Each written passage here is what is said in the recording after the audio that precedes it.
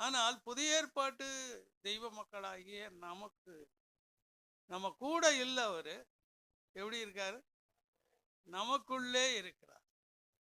அதனால வேதவசனம் சொல்லுது, ஒருவன் கிறிஸ்துவுக்குள் இருந்தால் பழையவைகள் எல்லாம் என்ன பண்ணின, எல்லாமே ஒளிந்து போயின. அல்லேலூயா. இன்றைக்கு நாம் வாசித்ததான 1 சாமுவேல் புஸ்தகம் 2ஆம் அதிகாரம் 8வது வசனம்.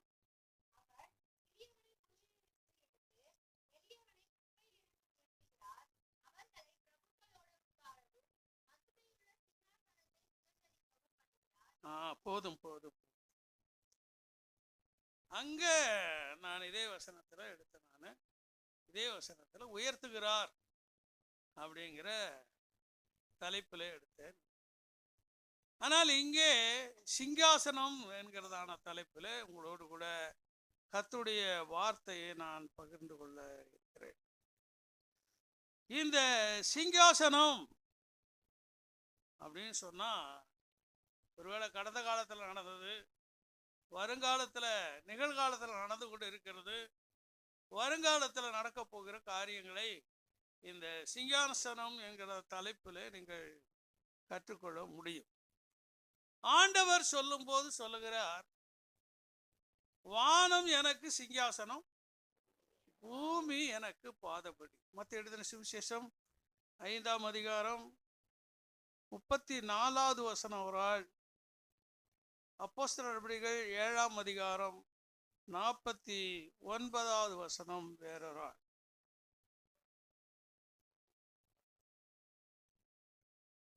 அப்ப அந்த 2 வசனத்திலையும் வேதம் சொல்லுகிறது, வானம் எனக்கு சிங்காசனம், பூமி எனக்கு பாதம். வானத்துல அவர் உட்கார்ந்து, அவருடைய பாதம் எங்க இருக்குதுன்னா பூமியில இருக்கிறது. இப்ப நம்ம சூரிய மண்டலத்தில் நீங்க எடுத்துக்கிட்டீங்கன்னா 7 கிரகங்கள் இருக்குதுன்னு சொல்றாங்க. விஞ்ஞானத்தின்படி 7 கிரகங்கள். இந்த 7 கிரகங்கள்ல 7 கிரகங்களையும் தாண்டித்தான் வானம் என்கிறதான ஒரு சிங்காசனம் இருக்கிறது. நாம் பார்க்கிறதான காற்று மண்டலம், நாம் பார்க்கிறதான சந்திர மண்டலம், நாம் பார்க்கிறதான சூரிய மண்டலம், இவைகளெல்லாம் பார்த்தா நம்முடைய வேதம் மிக தெளிவாய் சொல்லுகிறது, பூமியை அந்தரத்துல தொங்க வச்சிருக்கிறார். இந்த பூமி மாத்திரம் தான் குடியிருப்புக்கு சிருஷ்டிக்கப்பட்டது. நீர்வாழ் ஜந்துக்கள், நிலத்திலே வாழ்கிற காட்டு மிருகங்கள், நாட்டு மிருகங்கள், அவைகளோடு அவைகளுக்கு, அதாவது அந்த மிருகங்கள் எல்லாமே என்னன்னா நமக்கு உதவி செய்வதற்காக உண்டாக்கப்பட்டது. எல்லா மிருகங்களும் ஒரு காலத்துல கழுதை அப்படின்னு சொன்னா பொதி சமக்கும், மாடு அப்படின்னா வண்டி இழுக்கும், குதிரை அப்படின்னு சொன்னா ராஜாக்கள் போகிற ரதங்கள் போகக்கூடியது. இப்ப விஞ்ஞான யுகத்துல அவைகளை எல்லாம் என்ன பண்ணுகிறார்கள், மிருகங்களை கஷ்டப்படுத்தக்கூடாது, அதை துன்புறுத்தக்கூடாது அப்படின்னு சொல்லி இன்றைக்கு விஞ்ஞான உலகத்துல பலவிதமான கண்டுபிடிப்புகள் கண்டுபிடிக்கிறதுனால நம்ம எதுக்கு வேலை கொடுக்கறது இல்லை, மிருகங்களுக்கு என்ன பண்றது இல்லை, வேலை கொடுக்கறது இல்லை. நாய் அப்படின்னா வீட்டு நாய் இருக்குது, சென்னாயின்னு சொல்லுவாங்க, காட்டு நாய். இந்த நாய் எதுக்கு வளர்த்தாங்கன்னா, எதுக்கு வளர்த்தாங்க, காவலுக்கு வளர்த்தாங்க. இன்னைக்கு எதுக்கு வளர்க்குறாங்க, இன்னைக்கு பலவிதமான நாய். எங்களை ஒரு நாள் புரசவாக்கத்துக்கு ஜோமனை கூப்பிட்டுருந்தாங்க. அதாவது கீழே கல்யாண மண்டபம், மேலே சாப்பாடு, அதுக்கு மேலே ஒரு 4 வீடு வந்து வாடகைக்கு விட்டுருந்தாங்க. அதுக்கு மேலே அந்த ஹவுஸ் ஓனர், ஒரு ஆள் வக்கீல், ஒரு ஆள் டாக்டரு, ஒரு ஆள் இன்ஜினியர், ஒரு ஆள் இந்த கல்யாணம், 4 ஆம்பளை பசங்க. அந்த காலத்தில் வட்டி மட்டும் அவங்க 1 லட்ச ரூபா கட்டினாங்களாம். வட்டி மட்டும் ஒரு மாசத்துக்கு 1 லட்ச ரூபா வட்டி கட்டணும். அப்போ எவ்வளோ பெரிய பணக்காரராக இருப்பான்னு யோசித்து பாருங்க. வேற போய் எங்களை கூப்பிட்டு போனோடனே எங்களுக்கு இதுக்காக ஜோம் பண்ணணும் அப்படின்னோடனே எனக்கு அப்படியே தலை கருகுன்னு சொல்லிச்சு. எனக்கு கீழே கல்யாண மண்டபம் வாடகை இருக்குது, மேலே 4 வீடு இருக்குது, ஒரு ஆள் இன்ஜினியர், ஒரு ஆள் டாக்டர், ஒரு ஆள் வக்கீல். அப்போ அந்த வக்கீலுக்கும் அவங்க எனக்கும் தான் காரசாரமான வாக்குவாதங்கள். இப்போ அவங்க சொன்னதான, எதுக்காக எங்களை இவ்வளோ பெரிய வசதியாக இருக்கிறீங்களே, எதுக்காக எங்களை ஜெபம் பண்ண கூப்பிட்டீங்க அப்படின்னு சொல்லி கேட்ட பொழுது அவங்க சொன்னாங்க, திடீர்னு 2 நாய் செத்து போச்சு. நாங்கள் நாய்லாம் 4 நாய் வச்சுருந்தோம். இந்த 4 நாய் எங்கே இருந்துச்சுன்னு சொன்னால் 4வது மாடியில். நான் எங்கள் ஊர்ல எல்லாம் நினைப்பேன், நான் எங்கள் ஊர்லேயும் பெரிய கடி நாய்கள் தான் வளர்க்குவாங்க. 2 கேட்லையும் இந்த நாய் இருக்கும். அந்த நாயை மிஞ்சி ஒரு பொருள் கூட எடுத்துகிட்டு போக முடியாது. அப்பேற்பட்ட நாய்கள் தோட்டத்தில் வச்சுருப்பாங்க. எப்பேற்பட்ட திருடனும் உள்ள நுழைய முடியாது. அப்போ எனக்கு இது புரியாத ஒரு விஷயமா இருந்துச்சு. என்னடா, நாயே வீட்டுக்கு தான் காவல், ஆனால் 4வது மாடியில் நாய் வளர்க்கலாமா? எனக்கு அது ஒரு புரிய ஆனாலும் ஜெபம் பண்ணிட்டு வந்தோம். அப்போ மனிதனுக்கு உதவிகரமாக இருக்கக்கூடியதான் ஆண்டவர் வந்து மிருகங்களை படைச்சார். அந்த நாட்களில் யானை, நான் ஒரு 25 வயசு இருக்கும். அந்த யானையை, காட்டில் இருக்கிற யானையை பிடிப்பாங்க. பொய்ப்பந்தல் போட்டு குழி வெட்டி அந்த கரும்பெல்லாம் நட்டு அந்த யானையை பிடிச்சி, அந்த யானையை பழக்கமான யானையை அவனை பழக்கி அதுக்கு பாஷை சொல்லி கொடுத்து, இப்போ ஜேகே மிஷினில் ஏற்றுக்கிற மிகப்பெரிய லோடெல்லாம் எதுதான் தூக்கி லாரிகளை ஏற்றும்னு சொன்னால் அந்த யானைகள் தான் என்ன பண்ணும், இப்படி மிருகங்களை பழக்கினார்கள். எதற்காகனா மனிதனுடைய உதவிக்கு, மனித உதவியை செய்வதற்காக செய்தார்கள். ஆனால் இன்றைக்கு டெக்னாலஜி வளர்ந்ததுனால பலவித மிஷின்ஸ் கண்டுபிடிச்சு அதை செய்து கொண்டு இருக்கிறார். அல்லேலூயா. அப்போ ஆண்டவர் வந்து வானத்துல உட்கார்ந்து இருக்கிறார். வானம் அப்படிங்கிறது காணக்கூடாத ஒன்று. ஒரு ஆள் என்கிட்ட கேட்டார், வானம்ங்கிறது என்ன? வானம்னே ஒன்று கிடையாது. நம்ம பார்க்குற சயின்ஸ் படி என்னன்னா, நம்ம பார்க்குற ப்ளூ ஸ்கை இருக்குது அப்படின்னு ஒன்று கிடையாது. நம்ம வெர்க்மன் செய்யா அழகா பாடி இருக்கிறார், வானம் தொடுவானம், வசதி தொடுவானம். இதை வாங்கினா அதை வாங்கினா அதை வாங்கினா அதை வாங்கினா போயிட்டே இருக்கும். எதையுமே இந்த வானத்தை என்ன பண்ண முடியாது, தொட முடியாது. ஆனால் அப்பேற்பட்ட சிங்காசனத்துல ஆண்டவர் சிம்மாசனத்துல உட்கார்ந்துருக்கார். அதுக்கு பிறகு அதுக்கு மேலதான் மண்டலங்கள் இருக்கிறது. அதை விளக்குறோம்னா கொஞ்சம் கொடுங்க, நேரம் ஆகும். ஆனால் நான் அந்த சிங்காசனத்தை மட்டும் எடுக்க போறேன். தானியேலின் புத்தகம் 7ஆம் அதிகாரம் 9வது வசனம்.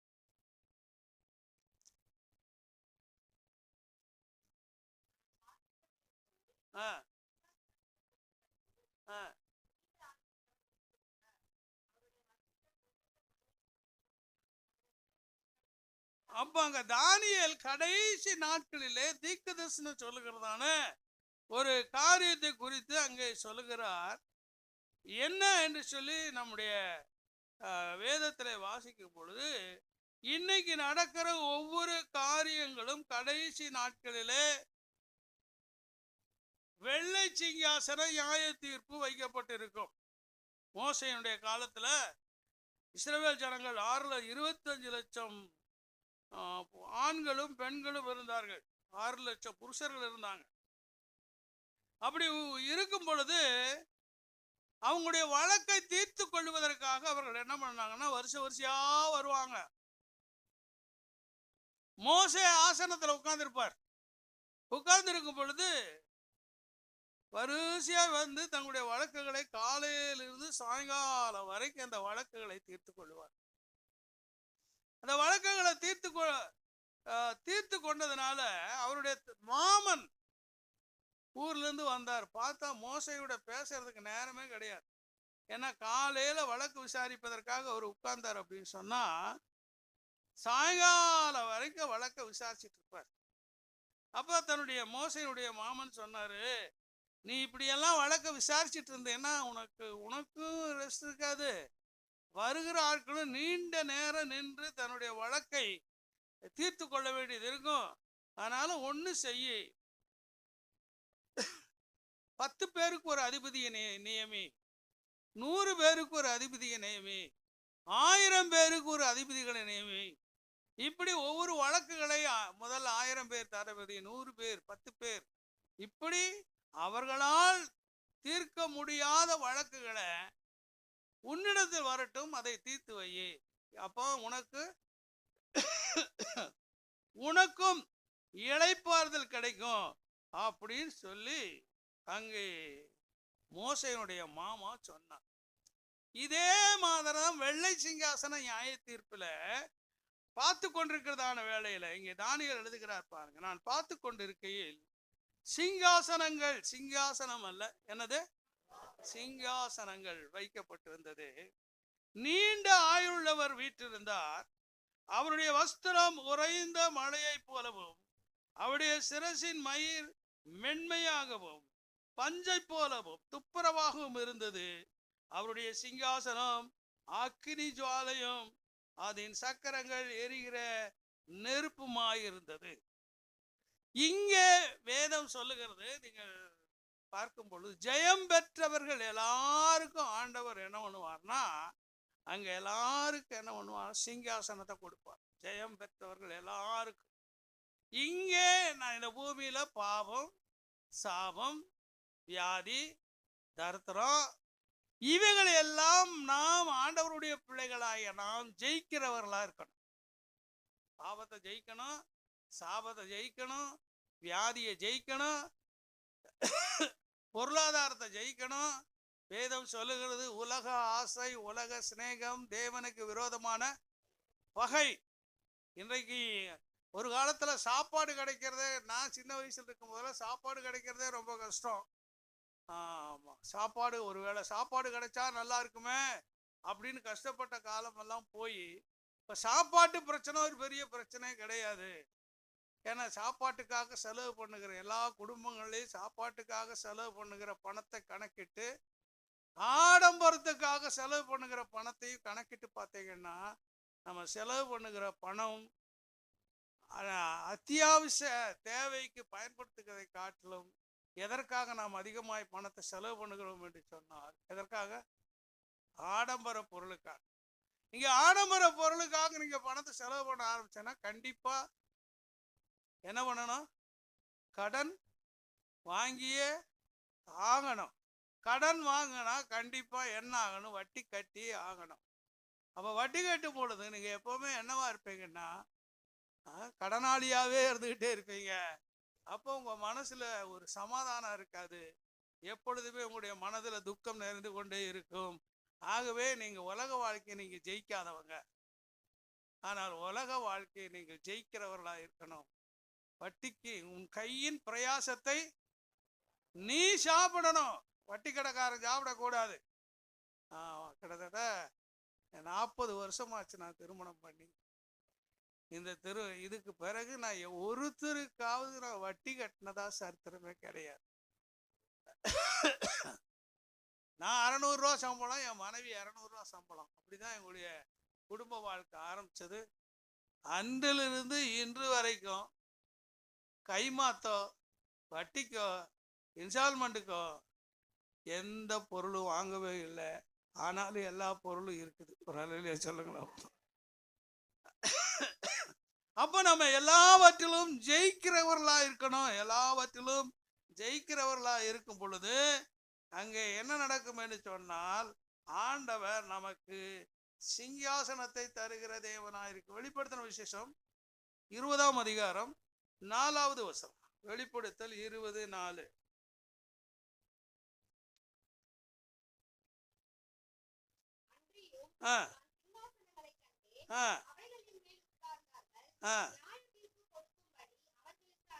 நியாய தீர்ப்பு கொடுக்கும்படி அவர்களுக்கு என்ன கொடுக்கப்பட்டது என்று சொன்னால், அதிகாரம் கொடுக்கப்பட்டது.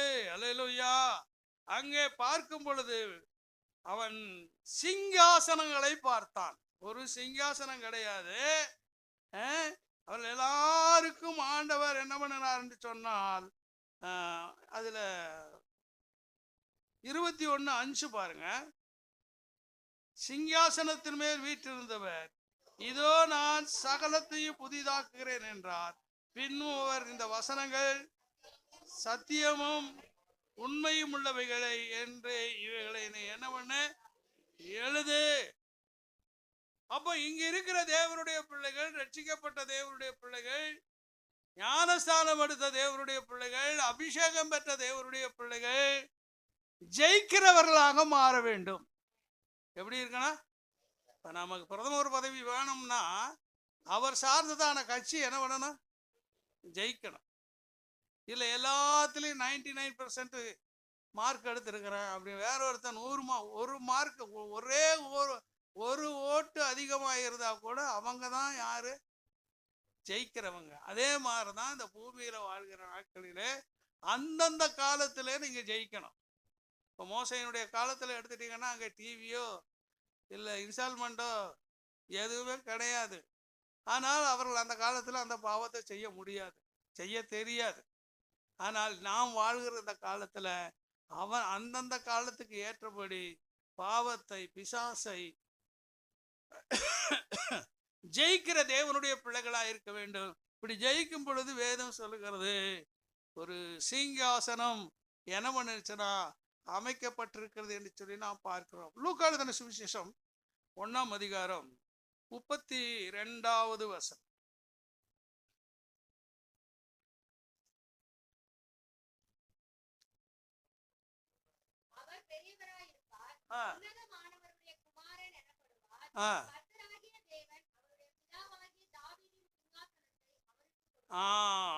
பிதாவாகிய தாவீதின் சிங்காசனத்தை அவருக்கு கொடுப்பார். இந்த சிங்காசனம், அதாவது ஆண்டவர் தானே ஆட்சி செய்யணும் அப்படின்னு சொன்னார். நியாயாதிபதியுடைய காலத்துல நான் ரட்சகரை எழுப்புவேன், அவருடைய கையின் கீழே. அன்னைக்கு சிங்காசனம் எல்லாம் கிடையாது. தாவீது அதுக்கு பிறகு சவுல் ராஜாவாகிறாரு, அன்னைக்கும் கூட சிங்காசனம் கிடையாது. ஆனா இந்த தாவீது ஆட்சி செய்யும் பொழுதுதான் சிங்காசனம் என்கிறதான வார்த்தை பதம் பயன்படுத்தப்படுகிறது. இப்ப தாவீது அந்த சிங்காசனத்துல உட்கார்ந்த பொழுது அந்த சிங்காசனத்தை கைப்பற்றுவதற்காக, அதிலே உட்காருவதற்காக அவருடைய பிள்ளைகள் அநேகர் முயற்சித்தார்கள். அதுல ஒருத்தன் பேர் என்ன அப்படின்னா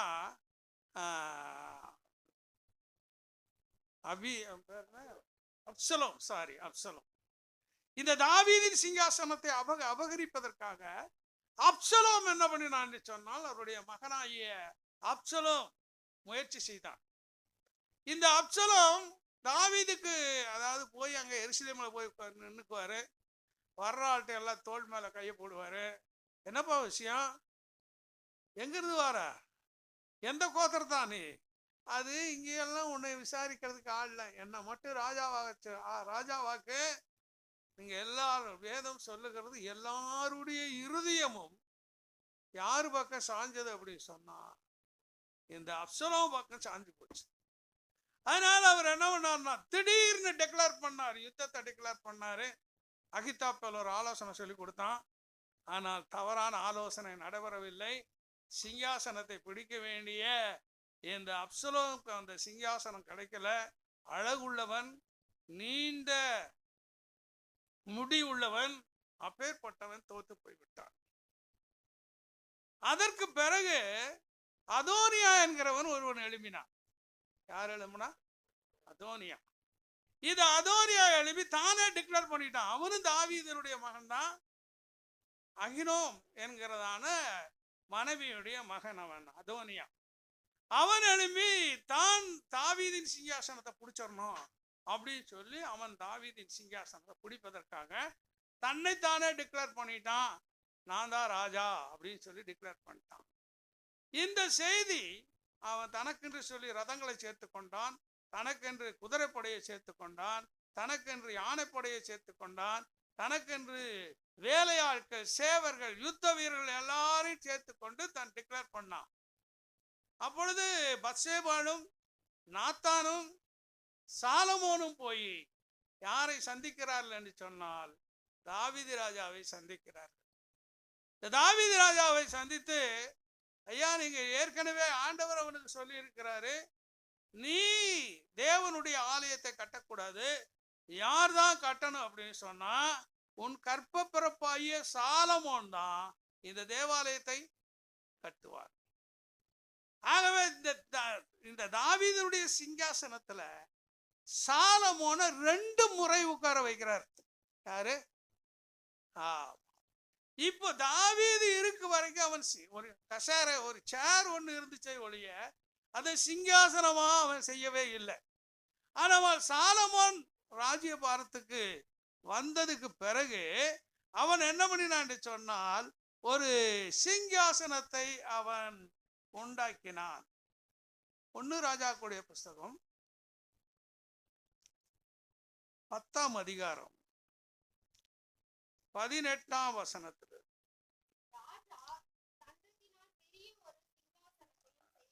ஆமா இங்க பாருங்க, சாலமோன் ராஜா தனக்குன்னு, அதாவது தேவனுடைய ஆலயத்தை கட்டினான். இந்த ஆலயத்தை எப்படி கட்டினான்னா 60 முழ நீளம், 20 முழ அகலம், 30 முழ உயரம் உள்ள ஒரு பெரிய தேவனுடைய ஆலயத்தை கட்டினான். அது எத்தனை வருஷமா கட்டினான்னா 7 வருஷமா கட்டினான். அதுக்கு பிறகு அவன் என்ன பண்ணான்னா தனக்குன்னு ஒரு வீட்டை கட்டினான். தனக்குன்னு ஒரு வீட்டை கட்டினான். அது எவ்வளவு சைஸ் அப்படின்னா 100 முழ நீளம், 50 முழ அகலம், 30 முழ உயரம். இது எத்தனை வருஷம் கட்டினான்னா 13 வருஷமா கட்டினான். அப்படி கட்டின அவன் தனக்குன்னு என்ன பண்ணான்னா ஒரு சிங்காசனத்தை உண்டாக்கினான். இந்த சிங்காசனத்தை எப்படி உண்டாக்கினான்னு சொல்லி வேதம் சொல்லுகிறது பாருங்க. 1 ராஜா, இப்ப வாசித்தீங்களே 1 ராஜாக்கள் 10ஆம் அதிகாரம் 18 வாசிங்க. ஆமா, என்னது தந்தம்னா என்னது? ஞானை தந்தத்தினால ஒரு பெரிய சிங்காசனத்தை அவன் என்ன பண்ணினான்னா உண்டாக்கினான். அது அந்த இது உள்ள இருக்கிறது என்ன அப்படின்னா தந்தம்னே பெரிய காஸ்ட்லி. ஆனா அதை என்ன பண்ணான்னா பசும்பொன் தகட்டினாலே என்ன பண்ணான்னா அதை சுத்தி மூடனான். அடுத்து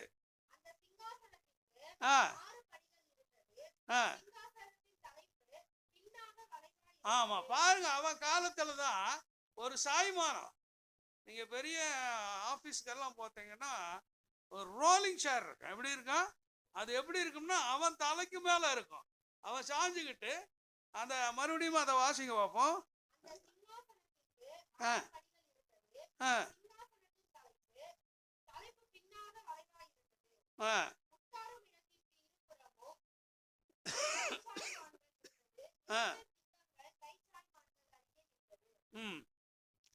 வாசிமா.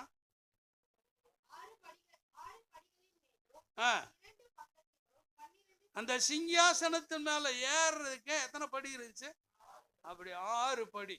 இப்ப எல்லாரும் உட்கார்கிறதை காட்டிலும் ஹைட்ல உயரம் எல்லாரும் பார்க்கக்கூடிய, மற்றவங்க எல்லாம் கீழாக்க இருக்கணும். எல்லாரும் பார்க்கக்கூடிய இடத்துல இந்த சிங்காசனத்துல யார் இருக்கணும்னா யார் இருக்கணும்? ராஜா இருக்கணும். ராஜா ஏறி போய் 6 படி ஏறி போய் அங்க மேலே இருக்கணும்.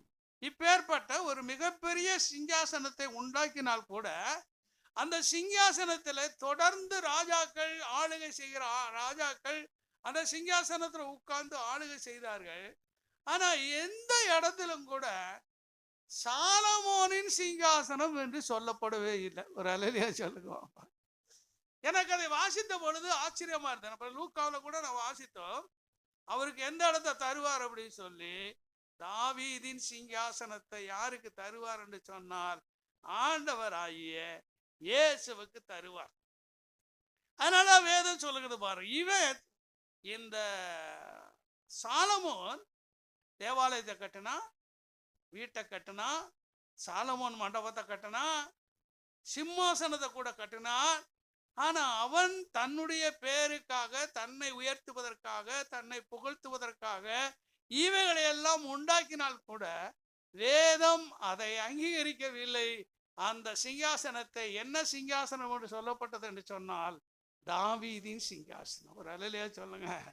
ஆகவே இயேசு கிறிஸ்துவுக்கு அந்த சிங்காசனம் கொடுக்கப்பட்டது. ஏனென்று சொன்னால் அவர் தன்னைத்தானே தாழ்த்தி வெறுமையாக்கி சிலுவையின் மரண பரியந்தம் நம்மை தாழ்த்தினார். பிலிப்பியர் 2ஆம் அதிகாரத்துல அங்கே வசனம் சொல்லுகிறது, தன்னை தாழ்த்தினதுனால வேதம் சொல்லுகிறது, பிதாவாகிய தேவன் அவரை எல்லா நாமத்துக்கும் மேலான நாமத்துக்கு உயர்த்தினார். எல்லா கரங்களை தட்டி கர்த்தரை ஸ்தோத்திரம்.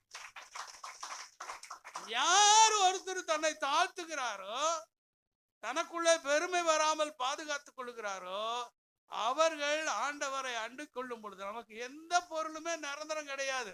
இந்த வீடோ இடமோ நம்ம போட்டிருக்கிற வளையலோ நம்ம போட்டிருக்கிற மூக்குத்திகளோ நம்ம போட்டிருக்கிற ஆபரணங்களோ எதுவுமே கழட்டும் போது சாகும் போது என்ன பண்ணுவாங்க, காதுல இருக்கிறத கட் பண்ணிட்டு காதை கட் பண்ணானே இல்லாம சரி இருந்துட்டு போட்டும். ஆமா, ஒரு ஞானஸ்தானம் கொடுத்தான், ஒரு சகோதரிக்கு மூக்குத்தி வரவே இல்லை. இல்ல பிறந்ததுல இருந்து போட்டிருக்கிறோம்னா என்னானாலும் சரி பாஸ்டாமா சொல்லிட்டா கழட்டியே ஆகணும். சொல்லுங்களேன், எதுவுமே நிரந்தரம் கிடையாது. இந்த பூமிக்குள்ளது இந்த மண்ணு, இந்த சரீரம் கூட மண்ணுக்கு மண்ணாகும், சாம்பலுக்கு சாம்பலாகும் போகும். ஆனால் நீங்கள் ஆண்டவருக்காக பிரயாசப்படும் பொழுது, ஆண்டவருக்காக உழைக்கும் பொழுது, ஆண்டவருக்காக பவுல் எழுதுகிறார், எனக்கு லாபமாய் தோன்றுகின்ற எல்லாவற்றையும் நான் என்ன பண்ணினேன், நஷ்டமும் குப்பையும் என்று எண்ணுகிறேன் என்று சொல்லி அறிக்கையிட்டதுனால பவுல பேசாத பிரசங்கமே கிடையாது. பவுலுடைய போதனை தான். திருவிருது கூட இயேசு கடைபிடிச்சிட்டு போயிட்டார். ஆனா அதை எப்படி நடைமுறைப்படுத்த வேண்டும் என்று சொல்லி ஒழுங்கை ஏற்படுத்தி விட்டு போனவன் யாருன்னா என்னது, பவுல். அல்லேலூயா. அவன் சரித்திரம் அப்படி சொல்லுகிறது, தமஸ்கு ஊருக்கு போகும்போது தன்னுடைய மனைவியிட்ட சொல்லிட்டு போனோம், இந்த கிறிஸ்தவரை எல்லாம் அடக்கி ஒடுக்கி ஒண்ணுமில்லாம பண்ணாம போக மாட்டேன், போயிட்டு வந்து பாரு உனக்கு லிஸ்ட் கொடுக்குற, எத்தனை பேர் அப்படின்னு சொல்லி லிஸ்ட் கொடுக்குற அப்படின்னா. ஆனா போற வழியிலேயே இந்த சவுலை இயேசு சந்தித்தார். ஒரு குதிரை மேல ஏறி வேகமாய் போகும் பொழுது ஒரு பிரகாசமான ஒளி பிரகாசித்தது. அங்கிருந்து கீழே விழுந்தா கூட அவன் சொன்னான், நம்மளா இருந்தா நடுங்குவோம், நீ என்ன சொன்னாலும் கேட்கிற, என்னை ஆள விட்டுரு அப்படிமோ. ஆனா அவன் சொன்னான், ஆண்டவரே நீர் யார், என்னைய கீழே தள்ளுறதுக்கு நீ யார்? உடனே ஆண்டவர் சொன்னார், துன்பப்படுத்துகிற இயேசு நானே. முள்ளில் உதைக்கிறது உனக்கு கடினமா? உடனே பார்வையற்றவனாய் கீழே விழுந்தான். தமஸ்கூருக்கு போய் அவன் எந்த தமஸ்கு ஊரை அழிக்க போனானோ அதே தமஸ்கு ஊர்ல அவன் ஞானஸ்தானம் எடுத்தான். கர்த்தருக்கு ஊழியத்தை செய்துட்டு திரும்பி அவன் தர்சு பட்டணத்துக்கு வரும் பொழுது அவருடைய மனைவி சொன்னா, யூதனா வந்தா வா, கிறிஸ்தவனா வந்தா அப்படியே போயிரு. அன்றைக்கு புறப்பட்டவன் தான். அதனாலதான் அவன் சொன்னான், எனக்கு லாபமாய் தோன்றுகின்ற எல்லாவற்றையும், எனக்கு மனைவி முக்கியம் இல்லை, எனக்கு இயேசுதான் முக்கியம் என்று சொல்லி கர்த்தருக்காக அவன் பட்ட அடிகளும் பட்ட கஷ்டங்களும் பட்ட வேதனைகளும் தன்னுடைய பாடுகளை 2 கொரிந்தியர் 1ஆம் அதிகாரத்தில் எழுதுறார். அவ்வளவு பாடுகள். நம்மளா இருந்தா அந்த வேண்டாம்ப்பா அப்படின்னு ஓடி இருப்போம். ஆனால் இன்றைக்கு பவுலை பத்தி நம்ம பேசுகிறோம் என்று சொன்னால் அவன் பட்ட பாடு. அல்லேலூயா. மத்தேயு எழுதின சுவிசேஷம் 25ஆம் அதிகாரம் 31ஆம் வசனம்.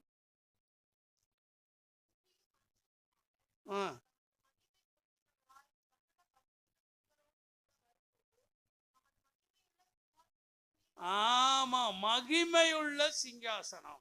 என்ன சிங்காசனம்? மகிமையுள்ள சிங்காசனம். இந்த மகிமையுள்ள சிங்காசனம் அவருக்கு மாத்திரம் அல்ல, நம்ம எல்லாருக்கும் அந்த மகிமையுள்ள சிங்காசனத்தை தருவதற்கு ஆயத்தம் உள்ளவராயிருக்கிறார். இந்த மகிமையுள்ள சிங்காசனம் அப்படின்னு சொன்னா நீங்க அதை கற்பனை பண்ணி பார்த்தேன். நானு அந்த சிங்காசனம் உங்க கண்களுக்கு தெரியாது. என்ன பண்ணாது, ஒரு கண்களுக்கு தெரியாது.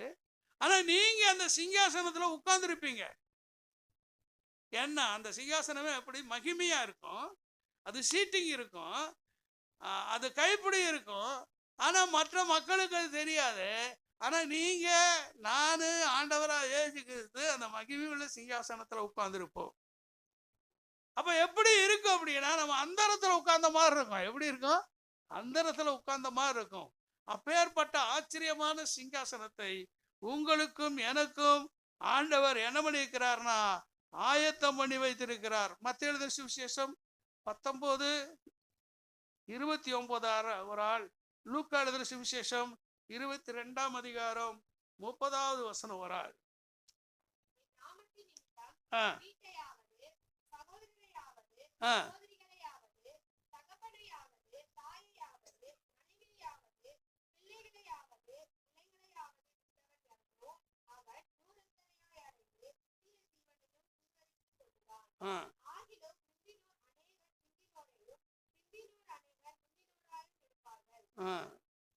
22:30.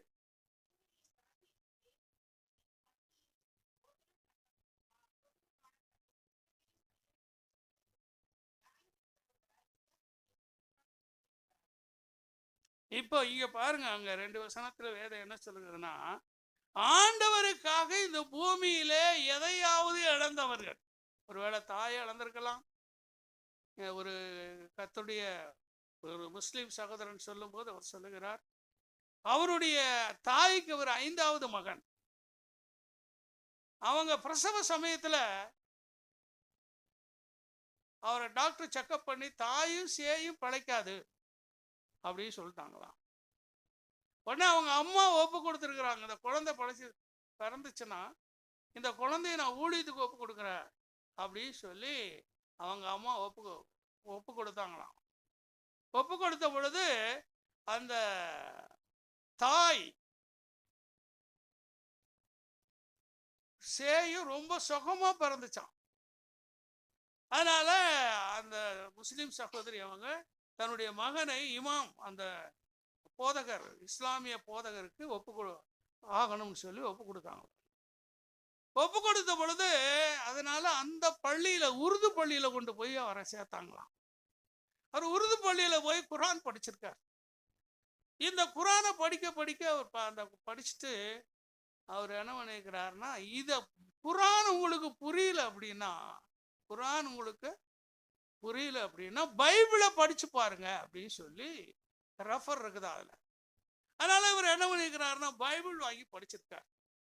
இந்த பைபிளை படிச்ச உடனே இந்த பைபிள்ல மரியாள் அப்படிங்கிற அந்த குரான்ல 5 இடத்துல மட்டும்தான் இருக்குதா. அதை படிக்கிறதுக்காக, யார் இந்த மரியாள் அப்படின்னு படிக்கிறதுக்காக அவருக்கு அந்த பைபிளை வாங்கி படிச்சு பார்த்த உடனே அங்க புதிய ஏற்பாட்டு காலத்துல அவர் ஒரு மலையாளி, மலையாளத்துல அந்த சாட்சி அவர் சொல்லும் பொழுது நான் அதை கேட்டேன். அவர் சொல்லுகிறார், அந்த குரான் அல்லாஹ்வ எஜமான் என்று சொல்லுகிறது, நம்மை வேலைக்காரன் என்று சொல்லுகிறது. என்ன சொல்றாரு? எஜமான், வேலைக்காரன். புதிய ஏற்பாட்டில் வரும் பொழுது பிதாவாகிய தேவன் நம்மளை என்ன சொல்லுதுன்னா பிள்ளைகள்னு சொல்லுது. அவருடைய நாமத்தின் மேல் விசுவாசம் உள்ளவர்களாய் ஏற்றுக்கொண்டவர்கள் எத்தனை பேர்களோ அத்தனை பேர்களும் தேவனுடைய. அங்க பழைய ஏற்பாட்டு காலத்துல நம்ம பைபிளும் அப்படித்தான் சொல்லுகிறது. யாக்கோபு என் தாசன், தாவீது என் தாசன், மோசே என் தாசன், யோபு என் தாசன். அதாவது அவர் எஜமானன், நாம் வேலைக்காரர்கள். பழைய ஏற்பாடு. புதிய ஏற்பாடு அப்படி அல்ல. வேதம் சொல்லுகிறது அவர் நமக்கு தகப்பன், நாம் அவருக்கு. இதை படிச்ச உடனே அவருக்கு ரொம்ப ஆச்சரியமா ஆயிட்டு. இன்றைக்கும் அவர் கேரளத்துல ஒரு கிறிஸ்தவ போதகராக இருக்கிறார். சொல்லுங்களேன். அப்போ நம்மளை பிள்ளைகள் ஆக்கினது மாத்திரமல்ல, வேதம் சொல்லுகிறது பாருங்க, அவருக்கு ஒப்பாக மாறுவோம். வேதம் சொல்லுகிறது பாருங்க. ஒரு அல்லேலூயா சொல்லுங்களேன் பாப்பா. ஆமா, வேதம் சொல்லுகிறது பாருங்க. 1 யோவான் 3, 1, 2, 3 வசனங்களை வாசிங்க. 1 யோவான் 3ஆம் அதிகாரம்.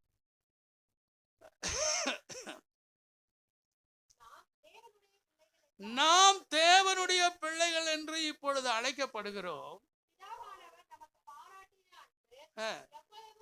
நாம பாராட்டின அன்பு எவ்வளவு பெரியது என்று பாருங்கள். உலகம் அவரை அறியாதபடியினால் நம்மையும் அறியவில்லை. இப்பொழுது நாம் தேவனுடைய பிள்ளைகளாய் இருக்கிறோம்.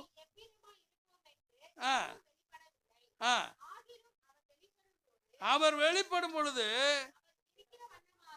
அவர் இருக்கிறவண்ணாக, எல்லா கரங்களை தட்டி கர்த்தரை ஸ்தோத்திரம் பண்ணுவோம்.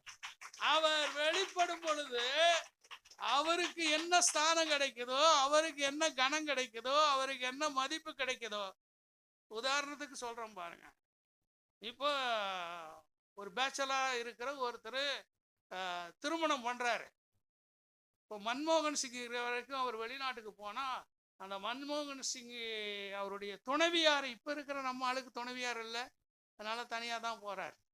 ஆனா மன்மோகன் சிங் இருக்கிற வரைக்கும் வெளிநாட்டுக்கு போகும்போது அவர் என்ன பண்ணுவாரு, தன்னுடைய துணைவியாரை கூட்டிட்டு போவார். துணைவியார் எம்எல்ஏவா எம்பியா, ஏதாவது தொகுதியில ஜெயிச்சாங்களா? எதுவுமே கிடையாது. ஆனா வெளிநாடுகளுக்கு போகும்போது அங்க என்ன நடக்கும் என்று சொன்னால், மன்மோகன் சிங்குக்கு எவ்வளவு கௌரவம் கொடுக்கப்பட்டதோ அதே கௌரவம் அவருடைய மனைவிக்கு கொடுக்கப்படும். நீங்களும் கூட ஒரு ஊருக்கு போறீங்க, ஒரு கிராமத்துக்கு போறீங்க, இல்லை உங்க சொந்த பந்த வீட்டுக்கு போறீங்க, உங்க மனைவியை அழைச்சி கொண்டு போகும்போது உங்களுடைய மனைவிக்கு ஒரு தனி அறை, இல்லை உங்களுக்கு ஒரு தனி அறை கொடுத்து படுக்க வைப்பாங்களா? ரூம் அலாட் பண்ணும்பொழுது எப்பா அவர் ஆணா இருக்கிறாங்க, நீங்க பெண்ணா இருக்கிற, உனக்கு ஒரு அறை அவங்களுக்கு ஒரு அறைன்னு அலாட் பண்ணுவாங்களா? இல்லை. அவங்களுக்கு ஒரு உணவு இவங்களுக்கு ஒரு உணவு ஆயத்தப்படுத்துவாங்களா? கிடையாது. அந்த கணவனுக்கு திருமணம் பண்ணி போனா அந்த கணவனுக்கு என்ன மதிப்பு, என்ன மரியாதை, என்ன கௌரவம் கொடுக்கப்படுகிறதோ அதே கௌரவம் அதே மதிப்பு தான் அவருடைய துணைவியாருக்கும் கொடுக்கப்படும். இதே மாதிரிதான் வேதம் சொல்லுகிறது. நீங்கள் கிறிஸ்துவானவர் மணவாளன் என்று சொன்னால், நம்மை வேதம் என்ன சொல்லுகிறது என்று சொன்னால் மணவாட்டி என்று சொல்லுகிறது. ஆகவே அவர் வெளிப்படும் பொழுது வேதம் சொல்லுகிறது, அவர் எப்படி அவருக்கு ஒப்பாக, யாருக்காக? அவருக்கு ஒப்பாக நாம் வெளிப்பட வேண்டும். பாருங்க, எபிரேயருக்கு எழுதின புஸ்தகம் 2ஆம் அதிகாரம் 10-11 பாருங்க. ஏனென்றால் தமக்காகவும் தம்மாலையும் சகலத்தையும் உண்டாக்கினவர் அநேக பிள்ளைகளை மகிமையில் கொண்டு வந்து சேர்க்கையில் அவருடைய ரட்சிப்பின் அதிபதியை அவருக்கு ஏற்றதா இருந்தது. உபத்திரவப்படுத்துவது.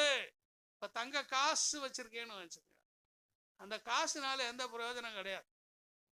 ஏதோ வீட்டுல காசு இருக்குதுன்னு சொல்லிக்கலாம். தங்க காசு இருக்குது, 8 கிராம் தங்கம் இருக்குது, 10 கிராம் 15 கிராம். ஆனா அது அலங்கார பொருளாக உங்க கழுத்திலேயோ உங்க காதுலையோ மாட்டப்படும் என்று சொன்னால் அது பலவிதமான ப்ராசஸ்க்குள்ள போயாகும். அந்த ப்ராசஸ்க்குள்ள போகலைன்னா அதை என்ன பண்ண முடியாது, மாட்டிக்கொள்ள. அதே மாதிரி தான் வேதம் சொல்லுகிறது பாருங்க, அவருடைய ரட்சிப்பின் அதிபதியை உபத்திரவங்களினாலே பூர்ணப்படுத்துகிறது அவருக்கு ஏற்றதா இருந்தது. எப்படி எனில் பரிசுத்தம் செய்கிறவரும் பரிசுத்தம் செய்யப்படுகிறவருமாகிய யாவரும் ஒருவராலே உண்டாயிருக்கிறார்கள். இது நிமித்தம் அவர்கள் சகோதரன் என்று சொல்லுவதற்கு என்ன பண்ணுவதில்லை, வெட்கப்படுகிறதே இல்லை. அல்லேலூயா.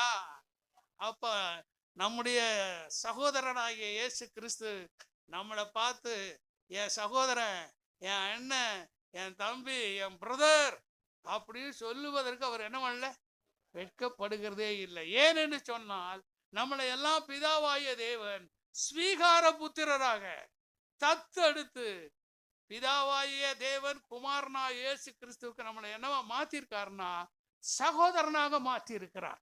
அப்ப அவருக்கு சிங்காசனம் வைக்கப்படும் பொழுது நமக்கும் அதே சிங்காசனம் வரிசையாய் வைக்கும். அல்லேலூயா. பிதாவாகிய தேவன் தன்னுடைய செல்ல குமாரனா இயேசு கிறிஸ்துவுக்கு என்ன கனம் கொடுக்கிறாரோ, என்ன மதிப்பு கொடுக்கிறாரோ, என்ன அங்கீகாரம் கொடுக்கிறாரோ, என்ன அதிகாரம் கொடுக்கிறாரோ, அதே அதிகாரம் அதே சிங்காசனம் உங்களுக்கும் எனக்கும் எங்க போகும்போது. அதனாலதான் இவர் எழுதும்போது எழுதுகிறார், இன்னும் அது வெளிப்படவில்லை, ஆனால் ஒன்று தெரியும், அவருக்கு நாம் என்னவா மாறுவோம் என்று சொன்னால் ஒப்பாக நாம் என்ன பண்ணுவோம், நாம் மாற்றப்படுவோம். அப்போஸ்தலர் நடபடிகள் 2ஆம் அதிகாரம் 30வது வசனம்.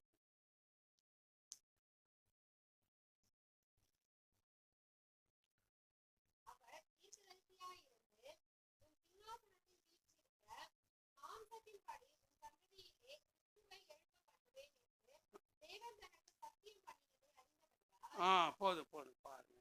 இந்த தாவீதின் சிங்காசனத்தை ஆண்டவர் நமக்காகவும் ஆயத்தம் பண்ணி வைத்திருக்கிறார். ஆகவேதான் அப்போஸ்தலன் அவர் எழுதும் போது எழுதுகிறான் பாருங்க. மறுபடியும் நான் வாசிக்கிறேன். அப்போஸ்தலர் 2:30.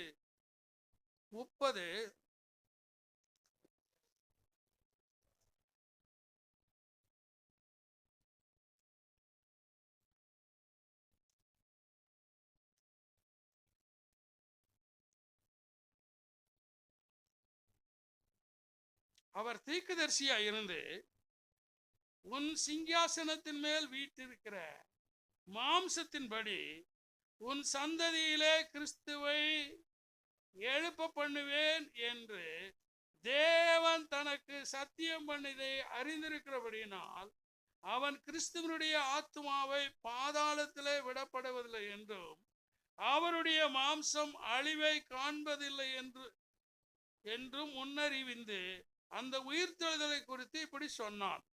கவனிங்க, இயேசுவுக்கு முன்னால யாரும் மரித்து போனவங்க உயிரோட கூட எழும்பல. ஆண்டவரா இயேசு கிறிஸ்து மாத்திரம்தான், அதாவது சிருஷ்டிப்பிலையும் அவர் தான் முதல். அதனாலதான் வேதம் சொல்லுகிறது முதற் பேரானவர். என்ன ஆனவர்? முதற் பேரானவர். அடுத்து மரித்து அடக்கம் பண்ணப்பட்டு தாவீது, தானியேல், அவங்க எல்லாருமே எங்க போனாங்கன்னா பாதாளத்துக்கு போனாங்க. எங்க போனாங்க? பாதாளத்துக்கு, மேல் பாதாளத்துக்கு போனாங்க. ஆனா முதல் மரித்து அடக்கம் பண்ணப்பட்டு ரோம கல்லறையை உடைத்து கொண்டு உயிர்த்தெழுந்த ஒரே தேவன் ஆண்டவராகிய இயேசு கிறிஸ்து. மரணமே உன் கூரங்கே, பாதாளமே உன் ஜெயமங்கே என்று சொல்லி சவால் விட்டு அவர் வெளியே வந்தார். சில ஸ்திரீகள் போய் அவரை பார்க்க போனோம், கரிய போனோம், வெள்ள போனோம், எல்லாம் தயாரிச்சுக்கிட்டு அவரை பார்க்க போனோம்னு போட்டான். அவங்க யோசிச்சுட்டு போறாங்க, இந்த பெரிய கல்லை நமக்காக யார் புரட்டி தள்ளுவார் அப்படின்னு சொல்லி அவர்கள் கண்ணேறிட்டு பார்த்த பொழுது அந்த பெரிய கல் என்ன பண்றது? புரட்டப்பட்டு கிடந்தது.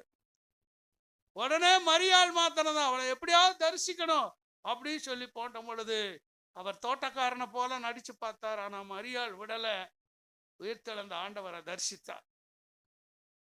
அப்ப அந்த உயிர்த்தெழுதலுக்கு அடையாளம் என்னன்னா, ஒருவேளை ஒரு 40,000 நாட்களுக்கு முன்ன நடந்தது அப்படின்னு சொன்னா இன்னைக்கு சரித்திரம் கிடையாது. அதனாலதான் நம்ம காலத்துல, நம்ம சரித்திர காலத்துல, அது வரைக்கும் தலைமுறை, நமக்கு பிறகு சந்ததி, நம்ம யாரு?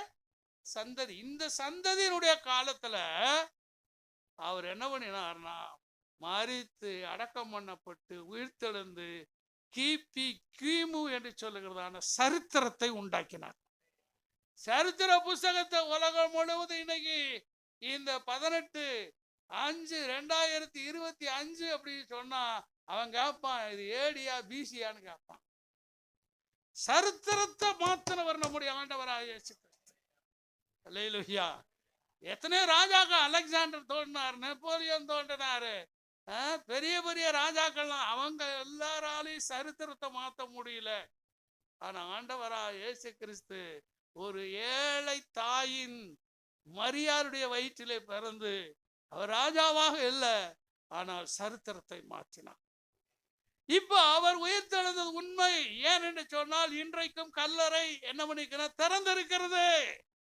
எந்த கல்லறையும் இதுவரைக்கும் திறந்ததாக சரித்திரம் இல்லை. ஏன் என்று சொன்னால் அந்த கல்லறையை விட்டு அவர் வெளியே வந்ததினால இன்றைக்கும் அவர் எருசலேம் போகிறவர்கள் அவர்கள் போய் பார்த்து விட்டு வந்திருக்கிறார்கள். இந்த கல்லறை என்ன பண்ணிக்கிறார்? திறந்திருக்கிறார். அவருக்கு எப்படி பிதாவாகிய தேவன் ஒரு சிங்காசனத்தை ஆயத்தமும் மரித்து அடங்கம் பண்ணப்பட்டு மரணமே உன் கூரங்கே, பாதாளமே உன் ஜெயமங்கே என்று சொல்லி சவால் விட்டாரோ, அவருக்காக ஒரு சிங்காசனத்தை ஆயத்தம் பண்ணி வேதம் சொல்லுகிறது அவர் பிதாவினுடைய வலது பாரிசத்திலே உட்கார்ந்திருக்கிறார். ஒரு நாள் வலது பாரிசத்தம்னு நான் ப்ரிப்பேர் பண்ணிட்டு இருக்கிறேன். ஒரு நாள் உங்களுக்கு எடுக்கிறேன். நான் வலது பாரிசம்னா என்ன? பிதாவுடைய வலது பாரிசத்திலே அவர் உட்கார்ந்து இருக்கிறார். ஆகவே அவரை விசுவாசித்து மரித்து நமக்கும் ஆண்டவர் உயிர்த்தள வச்சு நமக்கும் சிங்காசனத்தை ஆயத்தம் பண்ணி வச்சிருக்கிறார். கர்த்தரை தொழுது கொள்ளுகிற எவனும் ரட்சிக்கப்படுவான். அவருக்கு எப்படி பிதாவாய தேவன் மகிமையுள்ள சிங்காசனத்தை ஆயத்தம் பண்ணி வைத்திருக்கிறாரோ அதே போல உங்களுக்கும் எனக்கும் ஆண்டவர் என்ன பண்ணி இருக்கிறார்னா மகிமையுள்ள சிங்காசனத்தை ஆயத்தம் பண்ணி வைத்திருக்கிறார். ஆகவே விசுவாசிக்கிறவர்களுக்கு கிடைக்கும். யாருக்கு? விசுவாசியாதவர்களுக்கு என்ன பண்ணாது? கிடைக்காது. கொலோசியருக்கு எழுதின புஸ்தகம் 1ஆம் அதிகாரம் 16வது வசனம். கொலோசியர் 1:16.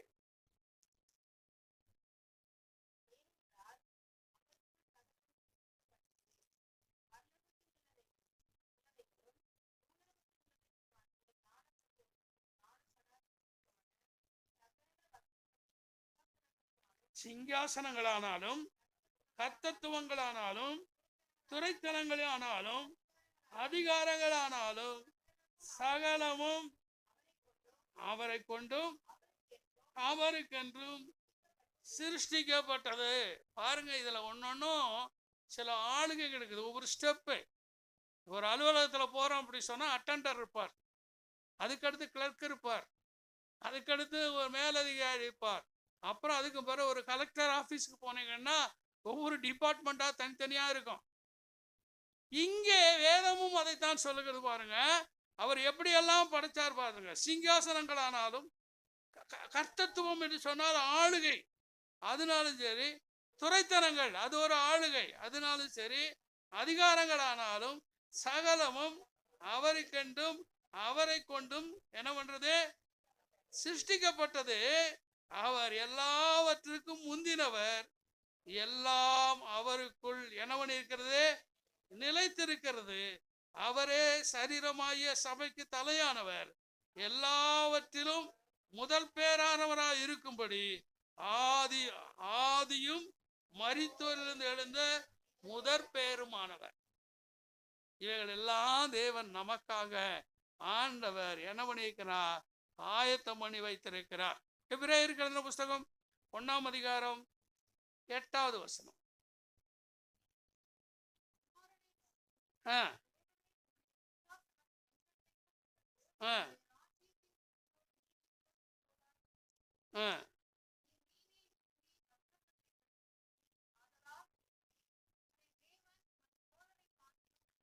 பாருங்க, நம்முடைய இயேசு மட்டும்தான் ராஜாதி ராஜா.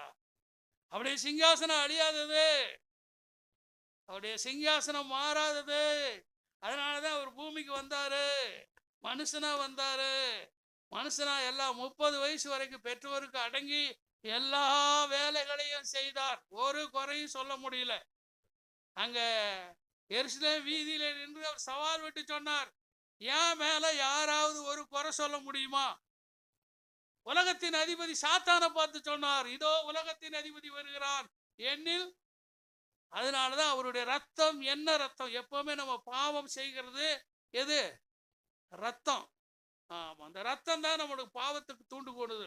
நீங்க என்ன ஆஸ்பத்திரிக்கு போய் செக்அப் பண்றது என்னன்னா என்னது? ரத்தம் தான்.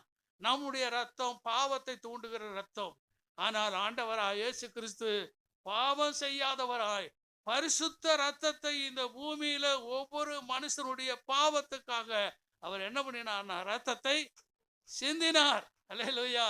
யாரெல்லாம் விசுவாசிக்கிறார்களோ, ஆண்டவரே என் பாவ சரீரத்தை, இந்த பாவ எண்ணங்களை, இந்த பாவ சிந்தனைகளை என்னுடைய எண்ணங்கள்ல இருந்து எடுத்து போடுங்க, நான் உங்க ரத்தத்தை விசுவாசிக்கிறேன் அப்படின்னு சொல்லி அறிக்கையிட்டார்களானால் அந்த அவர்கள் அதை ஏற்றுக்கொண்டு அவருடைய மகனாக அவருடைய மகளாக விரும்புகிறார்.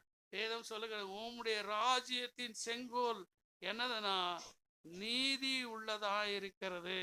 எபிரேயருக்கு எழுதின புஸ்தகம் 12ஆம் அதிகாரம் 2வது வசனம்.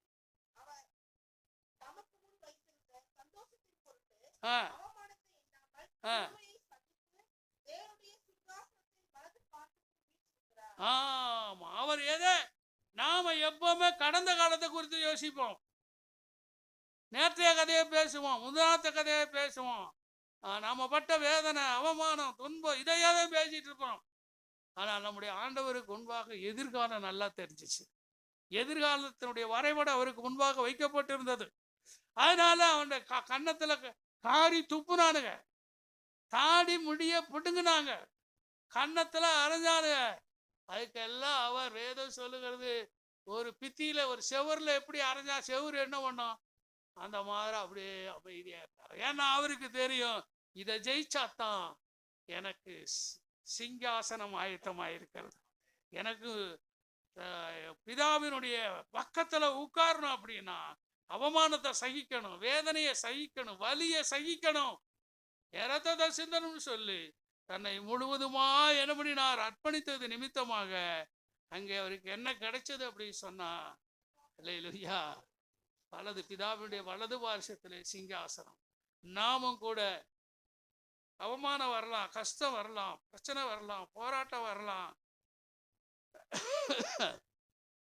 நாம் பயப்படாமல் இவைகளை எல்லாம் என்ன பண்ண வேண்டாம், சகிக்க வேண்டும். வெளிப்படுத்தின விசேஷம் 3ஆம் அதிகாரம் 21வது வசனம்.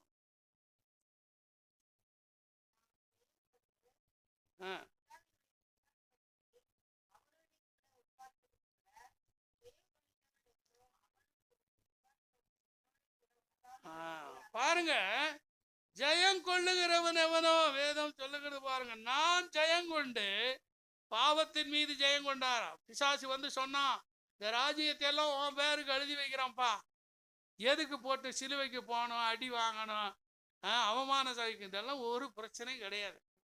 ஆமா, நீ இதுல ஒரு சைன் போடு, எனக்கு ஒரு வணக்கம் போடு, அவ்வளவுதான். எனக்கு ஒரு போட்டிருந்தா எவ்வளவு ஈஸியா போயிருக்கு, நம்மளும் திரும்பவும் அடிமைகளாயிருப்போம்.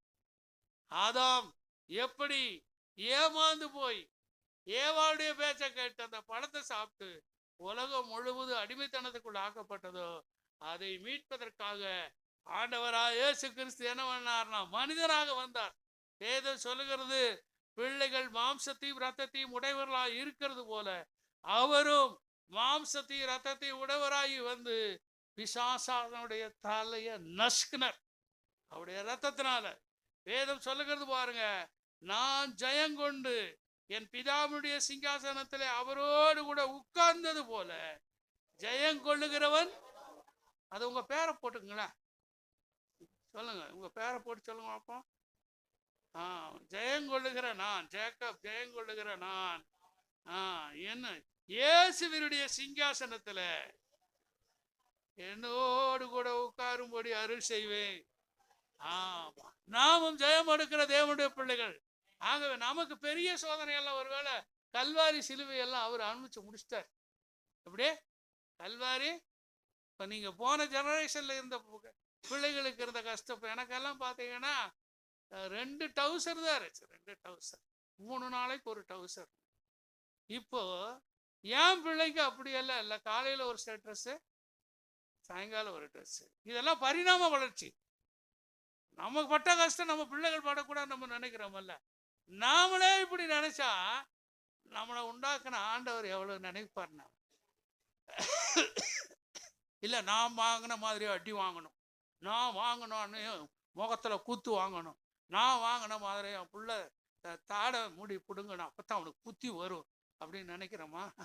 இல்லை, ஆண்டவர் நம்மை ஒரு தடவை ரூத்துக்காக ஜெபம் பண்ணிட்டு இருக்கும்போது ஆண்டவர்கிட்ட பேசுறாரு, ஏய் உன்னை விட அவளை நான் நேசிக்கிறேன்டா, நீ என்னமோ ஜெபம் பண்ணிதான் கிழிக்கிற மாதிரி. அப்படியே அப்செட் ஆகிட்டேன். ஏன்னா நம்ம பிள்ளைகளை நாம் நேசிக்கிறதை காட்டிலும் நம்ம பிள்ளைகளை ஆண்டவர் இன்னும், நம்ம தேச ஜுரம் அடிச்சோடனே நம்ம என்ன பண்ணுது, தொட்டு தொட்டு பார்த்துக்கிறோம். நம்ம தொட்டு தொட்டு பார்த்துக்கிறோம், ஜுரம் போச்சா இருக்குதா, ஜுரம் போச்சா இருக்குதா, அப்பதான் கூடுதல் ஜபம், வேற கூடுதல் ஜபம். இல்லையா?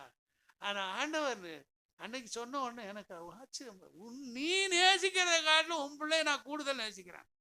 ஏன் போட்டு டென்ஷன் ஆகிட்டு இருக்கேன், நீ ஏன் போய் கவலைப்பட்டு இருக்கிற, நீ ஏன் தூங்காம கிடக்குற? இல்லையா? அப்ப நம்மளை நேசிக்கிற ஒரு அப்பா அவன் நேசிக்கிறேன், உனக்காக நான் எவ்வளோ பாடுகள் போட்டிருக்கிறேன், உன் பிள்ளைய பாதுகாக்க மாட்டேனா? நல்லா அதனால வேதம் சொல்லுகிறது பாருங்க, நான் ஜெயங்கொண்டு நான் நேசிக்கிறது போல நீங்களும் என்ன பண்ணுங்கன்னா விசுவாசித்தா போதும். நமக்கு இருக்கிற புதிய ஏற்பாட்டு தேவனுடைய பிள்ளைகளுக்கு என்ன பண்ணா போதும்? விசுவாசித்தா போதும். வெளிப்படுத்தல் 2:13 பாருங்க. உன் கிரியைகளையும் சாத்தானுடைய சிங்காசனம் மட்டும் இருக்கிற இடத்துல நீ குடியிருக்கிறதையும், நீ என் நாமத்தை பற்றி கொண்டிருக்கிறதையும், சாத்தான் குடிகொண்டிருக்கிற இடத்துல உனக்குள்ளே இருக்கிற உண்மையுள்ள சாட்சியான அந்திப்பா என்பவன் கொல்லப்பட்ட நாட்களிலும் என்னை பற்றி விசுவாசத்தை நீ மறுதலியாமல் இருந்ததையும் அறிந்திருக்கிறேன். இயேசுவுக்கு எப்படி ஒரு சிங்காசனம் இருக்கிறதோ அதே போல சாத்தானுக்கு ஒரு சிங்காசனம் இருக்கிறது. அது இந்தியாவில் குடிக்கொண்டு இருக்கிறான். எத்தனை பேருக்கு நான் சொல்றது புரியுது? அப்ப ஒருத்தர் ஆட்சி செய்யும் பொழுது அந்த நம்ம எவ்வளவுதான் இதா இருந்தா கூட எப்படியாவது அந்த ஆட்சியாளர்களுக்கு என்ன பண்ண வேண்டியிருக்குது? அடங்கி போக வேண்டியது இருக்கிறது. சில விஷயங்கள்ல அடங்கி போக வேண்டியது. அதனால இவன் சொல்றான், உன் கிரியைகளையும் சாத்தானுடைய சிங்காசனம் இருக்கிற இடத்தில் நீ குடியிருக்கிறதையும் பாருங்க. நம்ம ஆராதனை அங்க 7 மணிக்கு ஆரம்பிச்சு கிட்டத்தட்ட 10 மணி வரைக்கும் அப்படி நடக்கும். என்ன பண்ணுச்சு? அவசரமா முடிச்சுக்கிட்டு துண்டை காணான் துணியை காணான்னு ஒடியார வேண்டியதாகி போச்சு. நமக்கு என்னன்னா அந்த இடத்த விட்டு நகண்டு வரவே முடியாது. இல்லையா? ஆகவே அவனுடைய சிங்காசனத்தை அழிப்பதற்காகத்தான் உங்களுக்கும் எனக்கும் ஜெபத்தை ஆண்டவர் வைத்திருக்கிறார். நாம் போராடி போராடி போராடி ஜெபிக்க நாம் அந்த சாத்தானுடைய சிங்காசனத்தை ஜெபத்தின் மூலமாக நாம் என்ன பண்ணுகிறோம்? அழிக்கிறோம். வெளிப்படுத்தல் விசேஷம் 4ஆம் அதிகாரம் 1வது வசனம்.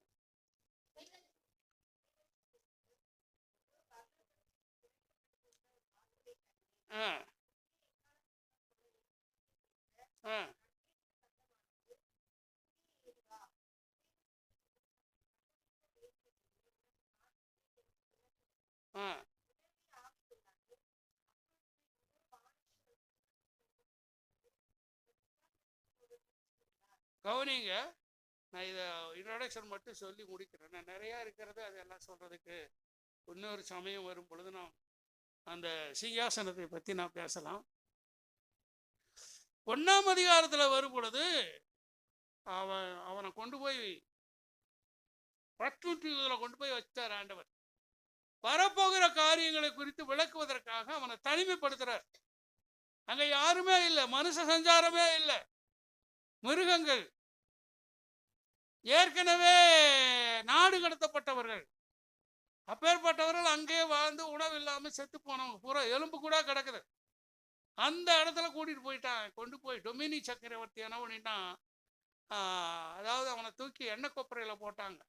கொதிக்கிற எண்ணெயில தூக்கி போட்டான். அவன் பொரிச்ச மீன் மாதிரி மேலே வாரான். சாகடிக்க முடியல. அதனால அந்த டொமினியன் சக்கரவர்த்தி கொண்டு போய் பத்ம தீவுல கொண்டு போய் போட்டான்.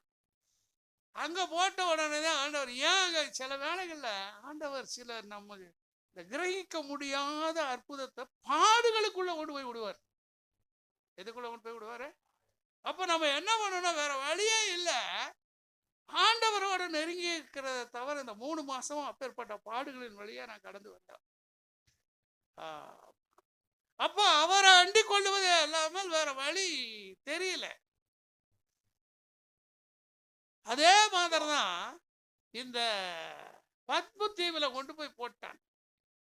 போட்ட உடனே 1ஆம் அதிகாரத்துல அவர் என்ன பண்றாருன்னா, இயேசு தரிசனம் கொடுக்கிறார்.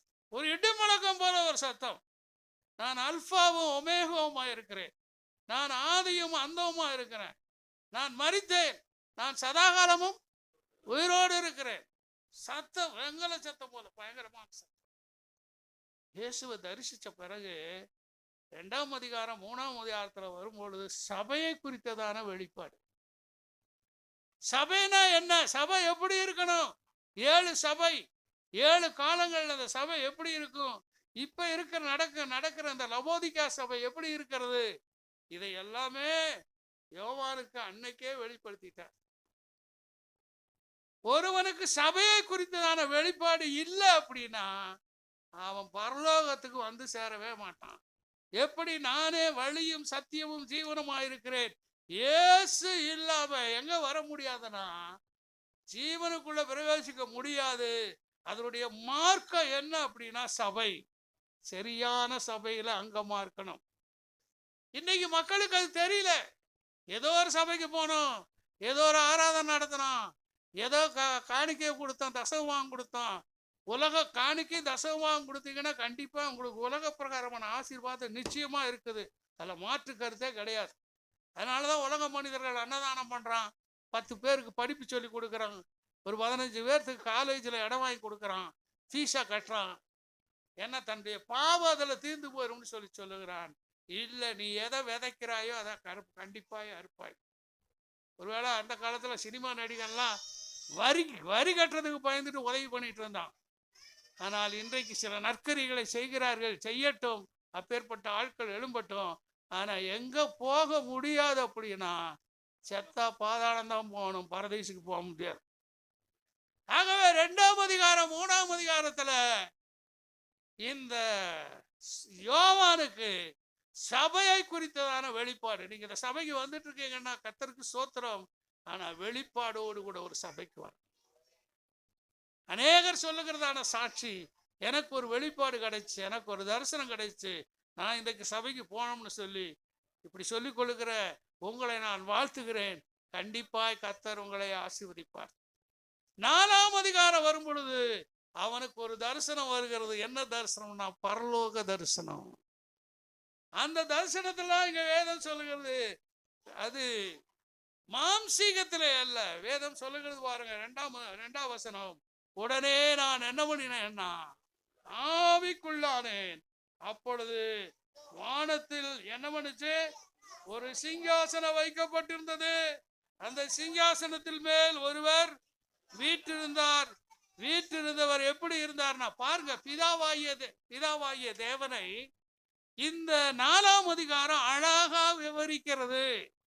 பார்வைக்கு எப்படின்னா, எப்படி வச்சிரக்கல்லும் பதுமராகத்துக்கு ஒப்பாயிருந்தார். பெரிய வானவில் இருந்தது.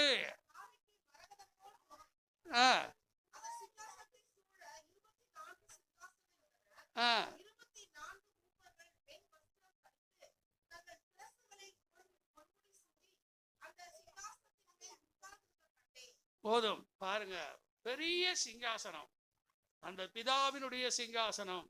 அந்த சிங்காசனத்துக்கு ஒப்பான மகிமை பொருந்தியவராய் பிதாவாய தேவன் குமாரனை இந்த பூமிக்கு அனுப்ப போகிறார். அவருக்கு கொடுக்கிறது மாத்திரமல்ல, வெற்றி உள்ள ஜெயங்கொண்ட தேவனுடைய பிள்ளைகளாகிய உங்களுக்கும் அந்த மகிமை உள்ள சிங்காசனத்தை ஆயத்தம் பண்ணி வைத்திருக்கிறார்.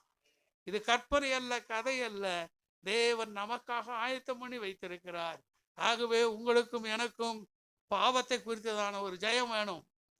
எப்படி யோசேப்புக்கு முன்னால அல்லேலூயா அவள் தன்னை வற்புறுத்தி கற்பழிக்க வற்புறுத்தியும் கூட அவன் சொன்னானா, தேவனுடைய மனுஷன், நான் இவ்வளவு பெரிய பாவத்தை நான் என்ன பண்ண மாட்டேன், செய்ய மாட்டேன்னு அடி சொல்லி எப்படி வஸ்திரத்தை விட்டு ஓடி போனானோ அதே போல பாவம் உங்களை மேற்கொள்ளும் பொழுது, சாபம் உங்களை மேற்கொள்ளும் பொழுது, பிசாசு உங்களை மேற்கொள்ளும் பொழுது அவனை ஜெயிக்கிறவனாக நீங்கள் மாற வேண்டும்.